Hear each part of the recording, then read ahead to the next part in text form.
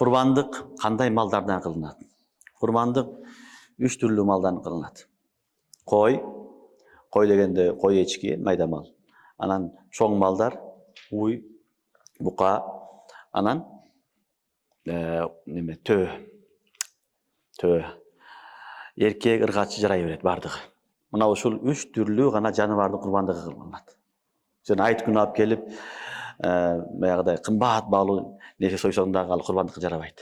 Кийик сойдуң мисалы, алып келдиң дагы курбандык кылам дедиң.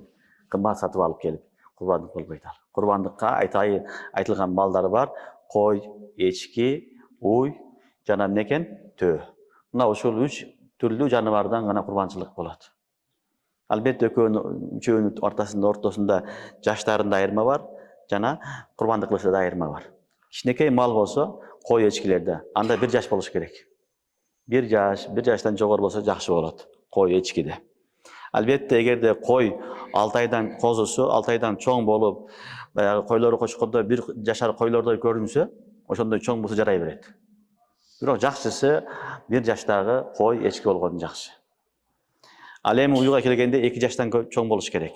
Сен базардан алгатканда уйлар 2 жаштан жогору болушу шарт. Уй аласыңбы, бука аласыңбы, аны 2 жаштан жогору болушу шарт. Төөдө 5 жаш. Төөнүн жашы 5 жаштан жогору болуш керек. Мына ушул бул шарт нерсе экен, жаштары. Жөнөкөй эле малды сой бербесин. Анан кээ бирлер айтат, тоок сойсом болобу деп, болбойт. Бул шылдыңдаган болот, чоң күнөөкөр болот. Шариятта ошол күн айтылган болду, ошону айткансың. Колундан келбесе тоок сойбо. Шариятта айткан эмне? Кой сой, эчки сой, мал сой, одо мал болбосо төө сой.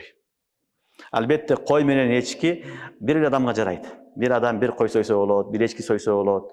Бирок кой менен немеде, уй менен төөдө 7 адам шерик болсо жарай берет. 7ден ашкан болбойт. 7 адам биригип алып курбандык кылам десе, бул жарайт. Шарият уруксат берет.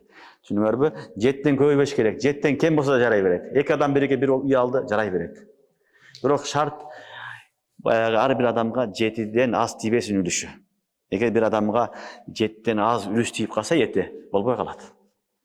Болбой калат. Түшүнүктүү? Ошон үчүн 7ден аз тийбеш керек. 7ден 1 алганда ошончолук эт тийиш шарт. Анан сойгондон кийин 7 мал баягыдай одо мал сое турган болсо, этини дагы таразыга коюп, тең бөлүш шарт. Килограммдап эме кылынат. Аны болжол менен урулбайт. Муну мен алам, сен алам деген болбойт. Таразыга коюп, ар бирин өлчөп, анан эмне кылынат?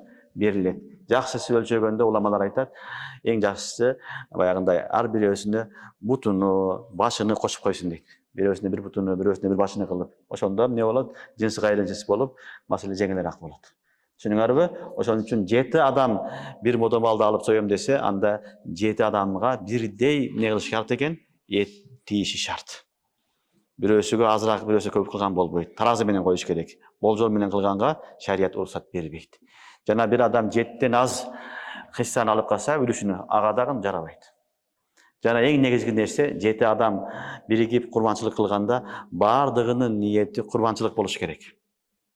Бирөөсү эле мен эт жеймин, эт алып алайын деп акча берген болсо, жарабайт ал.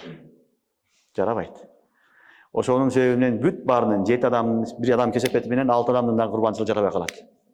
Ошон үчүн 7 адам шерик болгондо бүт бардыгы мен курбанчылык кылып атам, курбанчылыкты ниет кылдым деген ниет шарт.